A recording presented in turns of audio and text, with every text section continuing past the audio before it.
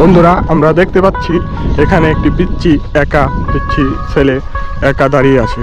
দেখবো না সরি, এখানে 2-3 জন পিচ্চি গোসল করছে আমরা দেখতে পাচ্ছি।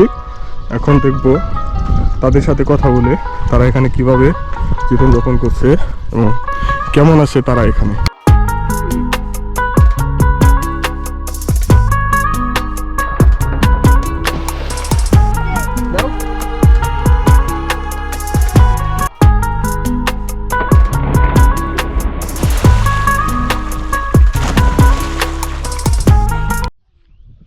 বন্ধুরা আমরা দেখলাম এই পোলাপান খুবই আনন্দের সাথে তারা গোসল করতেছে। এখানে নৌকা থেকে লাফ দিচ্ছে, কেউ ডিগবাজি দিচ্ছে। আসলে তারা তাদের শৈশবের যে উপভোগ্য স্মৃতিগুলো তারা কাটিয়ে নিচ্ছে বর্তমানে। এগুলোই পরে তারা স্মৃতি বানিয়ে চলবে, তখন তারা এই স্মৃতি নিয়েই তাদের জীবন অতিবাহিত করবে। যেভাবে আমরা চলে থাকি, আমাদের অনেক শৈশবে এইসব স্মৃতি রয়েছে। আমরাও একসময় এই পুকুরে, নদীতে, ঘাটে এভাবে গোসল করেছি এবং এভাবে লাফালাফি করেছি উৎসবমুখরভাবে। এখন আমরা কর্মব্যস্ততার কারণে অথবা বিভিন্ন কারণে আমরা এখন এগুলো করতে পারছি না। সেই স্মৃতিটাই আজকে তাদেরকে দেখে আমার মনে পড়ে গেল যে শৈশবে আমিও এভাবে একসময় গোসল।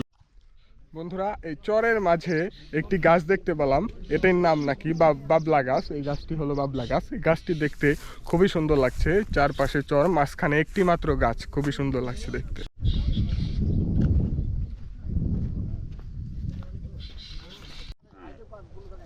বন্ধুরা এই আমরা দেখতে পাচ্ছি কাকা এখানে মহিষ চড়াচ্ছেন। মহিষ কাকার সাথে এখন কথা বলবো আর মহিষ নিয়ে। কাকা এই মহিষ কি আপনার? কই থেকে আসছেন আপনি? কত দূর? মানিকের চর থেকে। কত দূর আপনার বাসা থেকে আনছেন? না না, এটা বাথানা থেকে আনছি। ও বাসায় যাবো। আর কত দূর যাবেন তাও? আরো তো ফিলিটা ওরে গেলে 4 মাইল 3 মাইল হবে। 3-4 মাইল হাইটে যাবেন সব পুরাটা এই সবগুলা নিয়ে? এখান থেকে আসলেন না, হাইটেকে উপরে আমাদের বাসা। হাইটেকে উপরে। এই চরে আছেন কতদিন যাবত আপনি? তো সকাল বিকাল আসি, মাল তাই 3-4 মাস আছে। মাল 3 মাস আর বন্যার পানি থেকে বাসায় যাবো। বন্যার পানি আসলে? হ্যাঁ, নালে চরে থাকবো। এই দেখতে পাচ্ছেন আপনারা এই একটি মাত্র গাছের নিচে ছায়া নিয়ে তারা দাঁড়িয়ে আছে। এই গাছের একমাত্র ছায়া, তারা শেল্টার নিয়ে বা আশ্রয় নিয়ে দাঁড়িয়ে আছে এখন এই গাছের ছায়ার নিচে।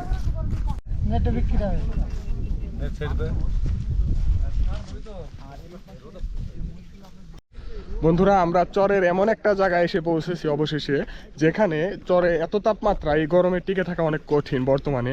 এই চরে আমরা দেখতে পাচ্ছি চরের যারা মহিষ পালন করে থাকে, তারা এই মহিষকে এই গরমের তাপদাহ থেকে বাঁচানোর জন্য পানিতে চুবিয়ে রেখেছে বা পানিতে নিমজ্জিত করে রেখেছে তাদের শরীর। এতে তাদের একটু হলেও প্রশান্তি লাগবে, এই আশায়, প্রশান্তির আশায় তারা ডুবে আছে নিজেদের দেহ নিয়ে পানির নিচে।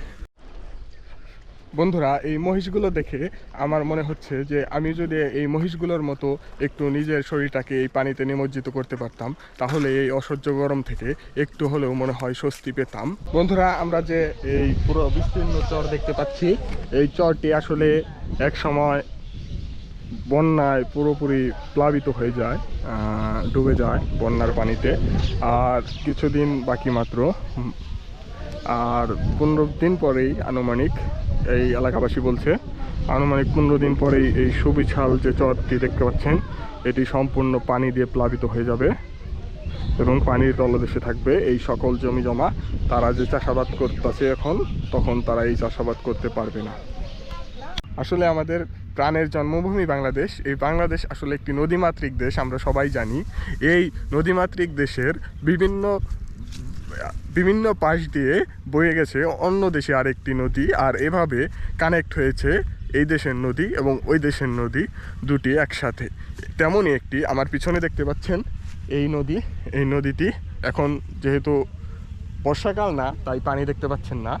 বর্ষাকাল শীঘ্রই আসতেছে, আগামী 15-20 দিনের মধ্যে বর্ষাকাল এসে পড়বে এবং এটা সম্পূর্ণ পানিতে প্লাবিত হয়ে যাবে। এবং এই নদীটি হলো ভারত থেকে বয়ে এসেছে সরাসরি, ওই পাশেই ভারত। ওই পাশেই যদি দেখেন আপনি, ওই আমার হাত বরাবর ওই পাশেই ভারত। ওই ভারত থেকে এটি বাংলাদেশ দিয়ে বয়ে এসেছে এখান পর্যন্ত, সম্পূর্ণ ভারত হয়ে এই নদীটি ঘুরে আবার বাংলাদেশে প্রবেশ করেছে। এরকম আরও অনেক নদী রয়েছে যেগুলো ভারত থেকে বাংলাদেশে প্রবেশ করেছে। বন্ধুরা, এই যে নদীটি দেখছেন, এই নদীটি সম্পূর্ণ ভারত থেকে এসেছে, ভারত থেকে বয়ে এসেছে। ওই দিক থেকে ভারত থেকে সম্পূর্ণ এই বাংলাদেশের উপর দিয়ে বয়ে এসেছে এই নদীটি। এই চোরাবালি না আর কি, নদীর বালিতে আমরা দেখতে পাচ্ছি একটি ট্রাক্টর ফেসে গেছে, আর ওঠানোর চেষ্টায় ব্যাকুল।